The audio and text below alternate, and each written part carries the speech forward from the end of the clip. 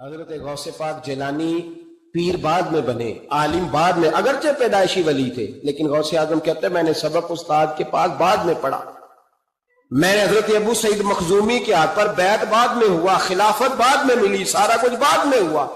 پہلے دن جب گھر سے نکلا، ابا جی میرے وصال کر گئے تھے، کہتے ہیں میری ماں نے، سید زادی نے مجھے گود میں لیا اور میرا ماتھا چوم کے کہنے لگی عبد القادر ایک وعدہ میرے ساتھ کر، زندگی میں تیری زبان سے جھوٹ نہیں نکلنا چاہیے، تیری زبان سے جھوٹ ہے۔ اور غوث پاک فرماتے ہیں جب میری ماں میرے ساتھ یہ بات کر رہی تھی تو میری ماں رو رہی تھی، رو رہی تھی۔ کبھی رو کے بھی کسی نے نصیحت کی ہے بچوں کو؟ حضرت غوث اعظم رضی اللہ تعالیٰ عنہ فرماتے ہیں مجھ پر میری ماں کی بات طاری ہو گئی، طاری ہو گئی میری ماں کی بات۔ وہ میری ماں نے آنسوؤں کے اندر لپیٹ کر جو مجھے تحفہ دیا تھا نا سچ کا، وہ میرے ذہن پر، دل پر، روح پر چھا گیا۔ اور ڈاکو جب لوٹنے آئے تو 100 دینار کپڑوں میں سلا ہوا تھا، وہ کبھی کسی نے ڈاکوؤں کو بھی بتایا کہ پیسے ہیں تو لے لو؟ یہاں تو شریعت بھی بڑی ساری گنجائش دیتی ہے کہ بچاؤ اپنا مال، لیکن غوث اعظم رضی اللہ تعالیٰ عنہ فرماتے ہیں ماں نے مجھے آنسوؤں میں لپیٹ کر دیا تھا، لپیٹ کر کے سچ بولنا۔ تو مائیں عظیم ہو تو پھر بیٹے بھی عظیم ہی ہوتے، ماں عظیم ہو تو بیٹا بھی پھر عظیم ہی ہوتا ہے۔ لپیٹ کر سچ کا تحفہ دیا تھا۔ تو سیدنا غوث پاک فرماتے ہیں جب انہوں نے آ کے کہا نا کہ تیرے پاس کیا ہے، تو میں نے کہا 100 دینار ہے۔ تو اس نے جیبیں بھی کھولی، ہاتھ بھی کھولے، جوتے بھی اتارے، پگڑی بھی کھلوائی، کوئی شے نہ نکلی۔ تو کہتے ہیں وہ سردار کے پاس لے گیا، کہنے لگا سردار یہ عجیب بچہ ہے، کہتا ہے 100 دینار ہے، سارا ڈھونڈ لیا ملے نہیں، تو یہ جھوٹ بول رہا ہے۔ تو کہتے ہیں جب اس نے کہا نا جھوٹ بول رہا ہے، تو حضرت غوث اعظم کہتے ہیں مجھے جلال آیا، غصہ۔ میں نے کہا خبردار یہ بات نہ میرے ساتھ آج کے بعد کرنا، میں جھوٹ نہیں بولتا، یہ میرے قریب نہیں آ سکتا، خبردار۔ یہاں بچوں کو غصہ تب آتا ہے جب مردی کا برگر نہ ملے، غوث اعظم کو غصہ کب آیا؟ خبردار سارا کچھ کر، آج کے بعد یہ لفظ نہ کہنا میں جھوٹ بولتا ہوں، عبد القادر جھوٹ نہیں بول سکتا، ہو ہی نہیں سکتا۔ اس نے کہا پھر بتا پیسے کدھر ہیں؟ تو حضرت غوث اعظم نے بٹن کھولے اور الٹ کر کے کرتا کہنے لگے میری ماں نے سیے تھے۔ 12 سال کے غوث پاک، ایک روایت ہے 14 سال۔ یہ ہم لوگ اس کو کہانی سمجھتے ہیں، کہانی نہیں بھائی، یہ واقعہ اگر تیرے میرے سامنے ہو تو اللہ کی عزت کی قسم کھاتا ہوں میں اور آپ بھی توبہ کر دیں، کیونکہ وہ واقعہ نہیں ہو رہا تھا، وہ کیفیات تھی، وہ طاری تھا سارا کچھ اس وقت۔ غوث اعظم رضی اللہ تعالیٰ عنہ کا یہ پیسے 14 سال یا 12 سال عمر مبارک ہے، ڈاکو اس کا سردار کہتا ہے مجھے 22 سال ڈاکے مارتے ہو گئے تھے، اور 14 سال کا بچہ عشق لگا سی کھیڈا کھیڈ دی۔ 14 سال کا بچہ غوث اعظم نے پلٹ کے دکھا یہ پیسے۔ تو وہ ڈاکوؤں کا سردار کہتا ہے کہ پتہ نہیں مجھے کیا ہوا کہ بچے کے جذبات کس طرح کے ہیں، افکار کس طرح کے ہیں، خیالات کس طرح۔ کہتا کہ کہاں جا رہے ہو؟ کہا میں علم سیکھنے بغداد جا رہا ہوں۔ تو کہا بیٹا دنیا پیسے چھپاتی ہے، تو نے بتایا کیوں؟ حضرت غوث اعظم نے پیسے اتار کے پھینکے، کہنے لگے پیسے تو رکھ، میں اس لیے بتا رہا ہوں کہ ماں سے وعدہ کر کے آیا ہوں کہ سچ بولوں گا، لے پیسے تجھے دے رہا ہوں۔ ڈاکوؤں کا سردار کہتا ہے بچے کی اتنی عمر نہیں، اتنے مجھے پاپ کرتے سال گزر گئے، اور اس بچے کا ماں سے کیا ہوا وعدہ مجھے بدل گیا۔ میں دوڑ کے پیچھے گیا، میں نے کہا عبد القادر مجھے بھی یار بغداد ہی لے چل۔ کہا وہاں کیا کرنا ہے؟ کہا جس استاد کے پاس تو آگے بیٹھ کے پڑھے گا میں اس کے پیچھے بیٹھ جایا کروں گا، چلو بڑھاپے میں بھی کو رٹا لگا کے قرآن و سنت سیکھ جاؤں گا۔ تو کہتے ہیں تجھے کیا ہوا؟ کہنے لگے عبد القادر تو ماں سے کیا ہوا وعدہ نہیں توڑتا، میں رب سے کیے ہوئے وعدے توڑ رہا ہوں، توبہ میری۔ ڈاکوؤں سے کہنے لگے جاؤ کوئی سردار اور بنا لو، مجھے تو ماں بیٹے کا رشتہ جیت گیا ہے، یہ ماں بیٹے کا رشتہ مجھے جیت کے لے گیا، میں جیت گیا ماں بیٹے کے رشتے میں، یہ مجھے فتح کر گئے، تم کوئی اور سردار بنا لو۔ تو 22-23 ڈاکو تھے، پیچھے آ کے بیٹھ کہنے لگے سردار اگر گناہ اکٹھے کیے ہیں تو نیکیوں میں اکیلا تو نہ چھوڑ۔ او بھائی ماں بیٹے کا رشتہ اور ماں بیٹے کی تربیت، تو 14 سال کا بچہ توبہ کرا جاتا ہے۔ پر مصیبت یہ ہے کہ ہم وہ مائیں تیار کرنے میں کامیاب نہیں ہو سکے، لیکن ہم نے سدا ناکام نہیں رہنا۔ ایک درویش کی بات کر کے سمیٹنے کی طرف حضرت ابراہیم بن یزید نخعی रहमत अल्लाह ताला अलैह। हज्जाज बिन यूसुफ ने जब बड़े जुल्म किए ना, तो एक शख्स उठा, हजरत इब्राहिम बिन यजीद नखई रहमतुल्लाह, जिन्होंने हज्जाज के खिलाफ फतवा दिया कि जालिम है, और फिर तकरीरें की कि जालिम है। लोग समझते हैं कि उलमा की तकरीरों से क्या होता है, उलमा की तकरीरों से इनकलाब आ जाता है। आप यकीन करें, उलमा का कलम तलवार से ज्यादा काम कर दिखाता है। फतवा भी दिया, तकरीरें भी की, इस कदर ज्यादा उनके फतवे की नकलें तैयार करके बांटी गई कि हज्जाज परेशान हो गया। सिपाहियों कहने लगा गिरफ्तार करके लाओ इब्राहिम बिन यजीद नखी, जहां मिले गिरफ्तार करो। सिपाही गिरफ्तार करने गए। उलमा और मशाइख से जो लोग प्यार करते हैं ना, वो रूह की गहराइयों से प्यार करते हैं, जाने देते हैं अपने बुजुर्गों के नामों का। लोग उनको उठा के ले गए, कहा बाबा जी हम हिफाजत करेंगे, दूर उनको कहीं छुपा दिया। फतवा उनका धड़ाधड़ चल रहा है, और भी कोई बात वो करता तो आप फतवा देते, वो छप जाता, वो छुप के अपनी ड्यूटी कर रहे हैं। और एक कोने में बैठे हैं मोर्चे में, फिर भी उनका जो निजाम है वो पूरा उरूज पे है। हज्जाज की कुर्सी कांप रही है। हज्जाज ने एक दिन बुलाया, कहने लगा जो सिपाही उनको गिरफ्तार करेगा ना, एक सिपाही को 1,500 दिनार दूंगा, उसको मकान दूंगा, जायदादें दूंगा, 1,500 मानना, उसको तनख्वाह मिलेगी सारी जिंदगी। गिरफ्तार करो। अब वो सिपाही गलियों में घूमने लगे, किसी तरीके बाबा पकड़ा जाए, लेकिन ना पकड़े गए। एक दिन एक बुजुर्ग थे, उनका नाम भी इब्राहिम बिन यजीद था, लेकिन वो इब्राहिम बिन यजीद नखई थे, ये इब्राहिम बिन यजीद तीमी थे। ये इलाका तीम के रहने वाले, उम्र भी तकरीबन एक जैसी थी, मोहल्ला भी एक था। तो वो दरवाजे पे नमाज पढ़ के बाहर निकले तो उन्हें पता है कि लोग इब्राहिम बिन यजीद, पता है उन्हें। कहा तुम्हारा नाम क्या? कहने लगे इब्राहिम। वालिद का नाम का यजीद। इब्राहिम बिन यजीद कहा, उठाओ भाई। खुशी की इंतहा न रही, पकड़ा ले गए, रस्ते में भी मारा, थाने ले जाके, जेल ले जाके भी मारा। इतना मारा कि बुजुर्गों का रंग बदल गया, मुंह और नाक से खून आने लगा। जाके हज्जाज को कहा तेरा मुजरिम इब्राहिम बिन यजीद पकड़ा गया। हज्जाज ने बड़े इनामात दिए, तनख्वाहें हमेशा के लिए लग गई, प्लाट नाम हो गए। उन्होंने बताया नहीं कि मैं तीमी हूं, नखई नहीं। मार खाते रहे, जेल में रहे। अब फौजें चुप करके बैठ गई। उनका जो फतवा था वो ज्यादा फैलने लग गया, क्योंकि अब उनकी तलाश खत्म हो गई, खतरा खत्म हो गया, काम वो ज्यादा करने लग गए। यहां ये गिरफ्तार हो गए, हालात बड़े कठिन हुए। कुछ इलाकों में कुछ जेलें सख्त होती। हज्जाज बिन यूसुफ ने दिमाश नाम की जेल बनाई हुई, उस जेल में जनाब इब्राहिम बिन यजीद तीमी को डाल दिया। आपकी उम्र 60 साल थी, मां की उम्र 90 साल थी। मां बेटा ढूंढने लगी, ढूंढते ढूंढते ढूंढते ढूंढते किसी ने बताया कि वो इब्राहिम नखई के धोखे में तेरे बेटे को ले गए। मां जेल पहुंची, बेटा मां से जब मिला तो बेटा कदमों में गिरा। चेहरा देख के मां का कलेजा फटा, इतने जख्म मेरे बेटे के वजूद पर। का बेटा उन्हें बताया क्यों नहीं कि तू तीमी है, नखई नहीं, बताया क्यों नहीं? तो जनाबे इब्राहिम तीमी ने मां के मुंह पे हाथ रखा, अम्मा चुप कर जा, मैं एक जाहिल आदमी हूं, मेरे वजूद से उम्मत का फायदा कोई नहीं, वो रसूलुल्लाह के दीन का चमकता हुआ चिराग है। अम्मा उनकी वजह से कितने सीने रोशन हैं, कितने दिलों में ईमान की ताजगी है, कितनी आंखों में रसूलुल्लाह की मोहब्बत का नूर है। अम्मा इब्राहिम बिन यजीद नखई की वजह से जालिम कांप रहे हैं, डर रहे हैं, और मजलूम उठते हैं कि हमारा भी कोई है नाम लेने वाला। अम्मा ना, मेरी वजह से अगर वो बच सकते हैं तो मैं कई जाने देने को तैयार हूं। मेहरबानी कर अम्मा, तूने नहीं कहना, तूने किसी को बताना नहीं। मां कहने लगी बेटा तू नबी पाक के दीन के गुलाम पर जान देने लगा? कहा हाँ। अम्मा कहने लगी फिर मैं किसी को बताऊंगी नहीं, बल्कि मैं तेरे हौसले की दुआ मांगूंगी। और मां कहने लगी बेटा अगर कयामत के दिन अल्लाह ने मुझसे पूछा ना कि तेरे बेटे ने तेरे हक अदा किए कि नहीं किए, तो मैं कहूंगी मालिक मैं अपने बेटे से बड़ी राजी हूं, और अल्लाह मेरे बेटे को बगैर हिसाब किताब जन्नत दे, मैं तेरे लिए दुआएं मांगूंगी। मां तसल्ली दे के बेटे को घर आ गई। हजरत इब्राहिम तीमी को इतना मारा कि 3 दिन के बाद जेल में शहीद हो गए।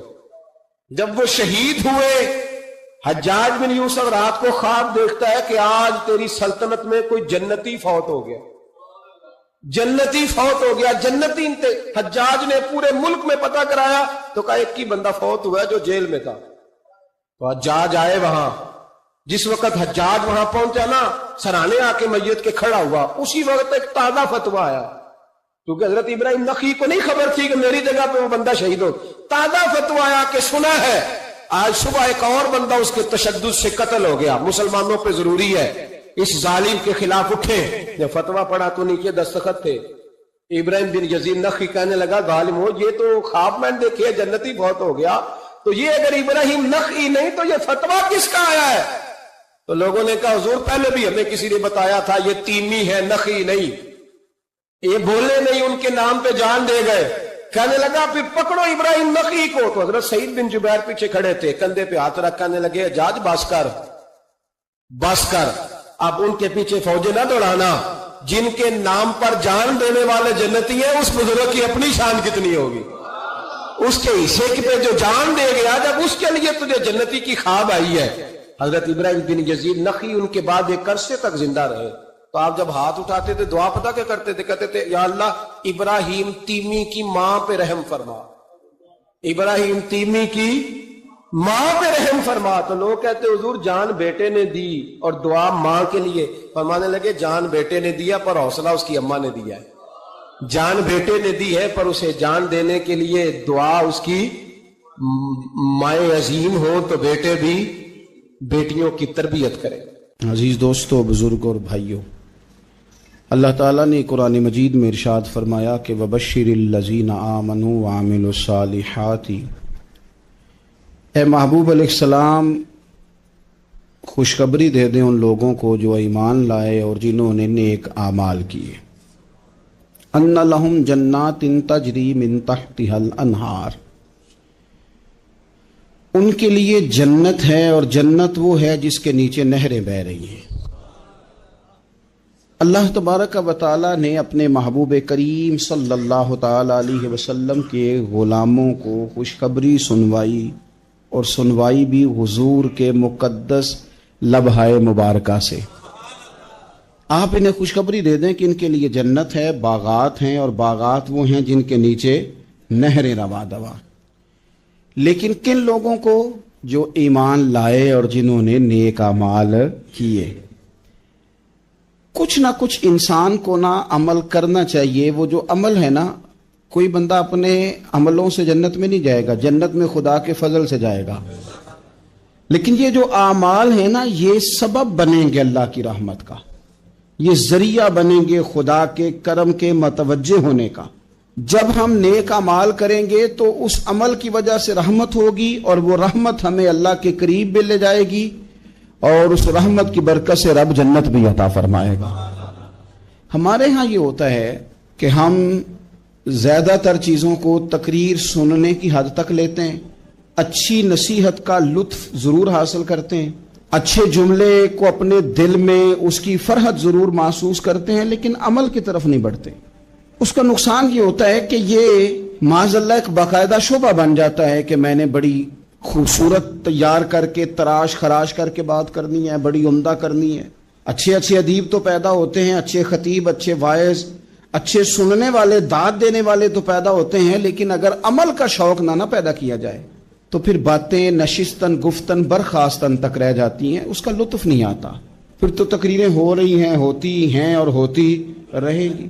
نتیجہ کیا نکلا؟ جو آدمی کہتا ہے میں اتنے سالوں سے تقریر سن رہا ہوں, تو سوال یہ ہے کہ بھئی اتنا سننے کے بعد تم سمرے کتنا؟ سننے کا ایک ہی مقصد زندگی میں آپ سمجھ لیں کہ سننے کا مطلب سنورنا ہے. اور اگر آپ نے خیر کی بات سنی اور آپ سنورے ہی نہیں, میں آپ کو دعوت فکر دیتا ہوں. نبی پاک صلی اللہ تعالی علیہ وسلم نے ارشاد فرمایا, ایک عورت تھی, طوائف تھی, ساری زندگی اس کی گناہوں میں گزری معاذ اللہ. پھر وہ ایک کنویں کے پاس سے گزر رہی تھی, ایک پیاسا کتا اس نے وہاں پیاس سے تڑپتے سسکتے دیکھا, اور پھر اس نے اپنے جوتے کو لٹکا کر اپنے دوپٹے کی مدد سے یا جیسے اس سے ممکن ہو سکا اس نے پانی نکالا, کتے کو پلایا, اللہ نے اس کی بخشش فرما دی. آپ ماشاءاللہ ہزاروں میں لوگ ہیں, آپ نے بڑی جلدی مجھے یہ بتانا ہے, یہ حدیث آپ نے پہلے بھی سنی ہوئی ہے نا؟ میرا خیال ہے کوئی بندہ نہیں رہا جو اس نے نہ سنی ہو. سنی ہوئی ہے نا ہم نے الحمدللہ. اتنے سارے بندے جو یہاں موجود ہیں انہوں نے سنی ہوئی ہے, تو ظاہر ہے امت مسلمہ میں جتنے لوگ ہیں ڈھیر ساروں نے یہ بات سنی ہوگی. لیکن میرا سوال یہ ہے, میں سڑکوں پہ روڈوں پہ سفر کرتا ہوں, ہم نے یہ حدیث درجنوں بار سنی کہ طوائف نے کتے کو پانی پلایا تو اس کی بخشش ہو گئی، لیکن حال یہ ہے کہ سڑک پر کسی گاڑی سے ٹکرا کر اگر کوئی کتا مر جاتا ہے، اب مر ہی گیا ہے، گاڑی والا، موٹر سائیکل والا، پجارو والا، بس والا کوئی اتنی جرت نہیں کرتا کہ لکڑی کے ساتھ، رسی کے ساتھ ہی پکڑ کے اسے سائیڈ پہ کر دے. اس سڑک پہ مرا ہوا پڑا رہتا ہے، یہاں تک کہ گاڑیوں کے ٹائروں کے ساتھ اس کا گوشت لگ لگ کے سڑک صاف ہوتی ہے. اس محبوب کے ماننے والے جس محبوب نے بتایا کہ طوائف نے پانی پلایا تھا اور ہمیں سمجھ بھی آ گئی اور حدیث پڑھ بھی لی اور سن بھی لی، پھر اس ملک کی جو مسلمانوں کا ملک ہے اس کی سڑکوں پر مرے ہوئے کتوں کو اٹھائے بھی کوئی نہ، اور زخمی کتا زخمی ہو ہی گیا ہے، اب اسے سڑک سے سائیڈ پہ ہی کر دیا جائے کم از کم، تاکہ اس کی اگر جان باقی ہے تو بچ جائے. تو پھر مجھے بتاؤ نا میرے دوستو، ہم نے کس لیے تقریریں سنی ہیں، کس لیے خطبے سنے ہیں؟ واعظ و نصیحت کی مجالس کا مطلب ہم نے کیا سمجھا ہوا ہے؟ تقریر، تحریر، تصنیف، رستہ بھی تو میرے عزیز ہونا چاہیے. اب مطلب بہت ساری جگہوں پہ جانے کا موقع ملتا ہے تو لوگ کہتے ہیں پیر صاحب ناراض نہ ہونا، ہم نے بڑا بندوبست کیا ہوا ہے، تقریر ذرا نہ سوا کو گھنٹہ کرنا. تو میں کہتا ہوں مثلاً آپ مجھے بتائیں نا، سوا گھنٹہ تقریر کرا کے آپ نے کیا کرنا ہے؟ اگر تو آپ نے اس لیے بلایا ہے کہ جناب ایک بات سنیں گے، ایک واز ہوگا، سر دھنیں گے، تو وہ تو مجھے آتا ہی نہیں. تو میں تو مختصر بات کروں گا اور اتنی کروں گا جس کی ضرورت محسوس کروں گا. لمبی چوڑی تقریروں کا کیا مطلب ہے؟ ہم کیا چاہتے ہیں سوائے اس کے کہ جناب بات بڑی اچھی کانوں کو لگ رہی ہے، مزہ بڑا آ رہا ہے، تو آپ نے لیا کیا؟ نتیجہ کیا نکلا؟ میرے رسول پاک علیہ السلام کے صحابہ جو حضور سے نصیحتیں لیتے تھے وہ کیسی تھی؟ حضرت عبداللہ بن بصر رضی اللہ تعالیٰ عنہ حاضر بارگاہ ہوئے، آ کے عرض کی یا رسول اللہ صلی اللہ علیہ وسلم، میں آیا ہوں سونے، پتہ نہیں دوبارہ آ سکوں کہ نہ آ سکوں. حضور پتہ نہیں موقع ملے نہ ملے، ایک بات مجھے بتا دیں، میں اس پہ عمل کروں گا، میری زندگی بھی بن جائے اور آخرت بھی بن جائے. تو کریم محبوب نے فرمایا عبداللہ زبان کو خشک نہ ہونے دینا، اس کو تر رکھنا. تر حضور کس چیز سے؟ فرمایا اللہ کے ذکر سے تر رکھنا. زبان اللہ کے ذکر سے تر رہے، ہر وقت رب کی یاد رہے، تیری دنیا بھی بن جائے گی اور آخرت بھی بن جائے گی. تو میرے عزیز اپنی زندگی کے اندر اب ہم نے عمل کرنا ہے. او جناب کمال پھر یہ ہے کہ جب واز سننے کا شوق بڑھ جاتا ہے، تقریر سننے کا شوق بڑھ جاتا ہے، سننے سنانے کا خالی مزاج ہو جاتا ہے، پھر بندہ ڈھونڈتا پھرتا ہے کہ نئی سے نئی چیز کہاں ملتی، انوکھی سے انوکھی چیز کہاں ملتی، انفرادی سے انفرادی بات. میرے بھائی آپ ضرور سنیں، ضرور سنیں. مومن کی گمشدہ میراث ہے، حکمت جہاں سے ملے لیں، لیکن عمل کرنے کے لیے لیں، عمل کرنے کے لیے. اب میرا دل کرتا ہے اب ہماری چپ سے بھی لوگ سبق سیکھیں. حضرت باجید بستامی فرمایا کرتے تھے جس نے ہماری چپ سے کچھ نہیں سیکھا اس نے ہماری تقریر سے کیا سیکھنا ہے. اب تھوڑا سا نا اشاروں کی بولی بھی سمجھیں، اب تھوڑا سا یہ بھی ہو کہ بس بات پوری ہونے نہ پائے اور انسان کی رغبت عمل کی طرف بڑھ جائے. یہ مزاج ہمیں دیا ہے. اب تو بھائی آ جائیں آپ، صبح بھی تقریر کر دیں، دوپہر کو بھی تقریر کر دیں، شام کو بھی تقریر کر دیں، تو پھر یہ بھی ہوتا ہے کہ جناب وہ بیان آپ نے جو سنایا تھا نا وہ ذرا دوبارہ سنا دیں. تو میں کہتا ہوں پہلے سننے پر عمل ہو گیا تھا، نہ کریں. اب ہمیں تھوڑی باتیں سیکھ کر ان پر عمل کرنا ہے اور آگے بڑھنا ہے. بڑی سادی بات میرے ابا جی بتایا کرتے تھے. والا صاحب کہتے ہیں کہ ایک دیہاتی بندہ نا چلا گیا وہ کسی مولوی صاحب کی تقریر سننے. تو اس زمانے میں آپ کو پتہ ہے یہ واش روم کا مروجہ نظام نہیں ہوتا تھا، تو لوگ کھیتوں میں دوسری جگہوں پہ پیشاب کے لیے جاتے تھے. تو مولانا نے ایک احتیاط بیان کی. وہ کہنے لگے کہ پیشاب سخت جگہ پہ نہ کرو، زمین پہ بیٹھ کر، ورنہ پیشاب کے چینٹے اڑیں گے، کپڑوں پہ پڑیں گے، اور حدیث میں سخت حکم ہے اس مسئلے. تو کوئی نرم جگہ ہو ایسی جہاں پیشاب کریں چینٹے نہ اڑیں. وہ بندہ عمل کرنے والا تھا نا، اسے نیری تقریر سن کے سر دھن کے جانا نہیں تھا.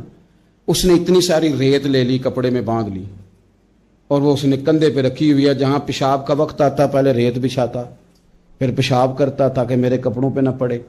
ایک صاحب نے اسے کہا کوئی ہفتے بعد چلو بیان سننے چلیں. تو کہنے لگا میں پہلے پہ عمل کر لوں، یہی بڑا ہے. میں نے تو اتنی ساری ریت، کندھا تھک گیا ہے میرا، اس دن سے اٹھائی ہے. تو میں نہیں چاہتا کہ نہیں بھی سنوں تو کسی اور جگہ میں. یہ تفریح تباہ کے لیے بات کو نہ سمجھیں उस सादे आदमी ने जो हमें समझाया, मुझे और आपको, उस पर गौर करे कि कल भी सुना था, परसों भी सुना था, पीर साहब ने तरसों भी कहा था, शेख ने परसों भी कहा था, पिछले हफ्ते भी कहा था। तूने अगर शेख की भी नहीं सुनी, उस्ताद की भी नहीं सुनी, पीर की भी नहीं सुनी, और इस दौर के पीर जो सही काम करने वाले हैं, उस्ताद जो सही काम करने, मजबूर हो गए हैं बेचारे। कहते हैं किसकी तरबियत करें। किस दर्द से कहा था हजरत सुल्तान बाहू ने। वो कहते हैं और रब दा तालब कोई भी नहीं मिलया, इते जो मिले है तालब ज़रदा हो। ये तो आए हैं कारोबार सीधा करने, फोटो खिंचवाने, फलां काम के लिए। ये तो वो जो हम देना चाहते हैं उसका तो मिजाज ही नहीं। पहले भी मैंने कहा था, फिर कहता हूं, मुझे शौक नहीं है। खुदा मुझे माफ कर दे उस दिन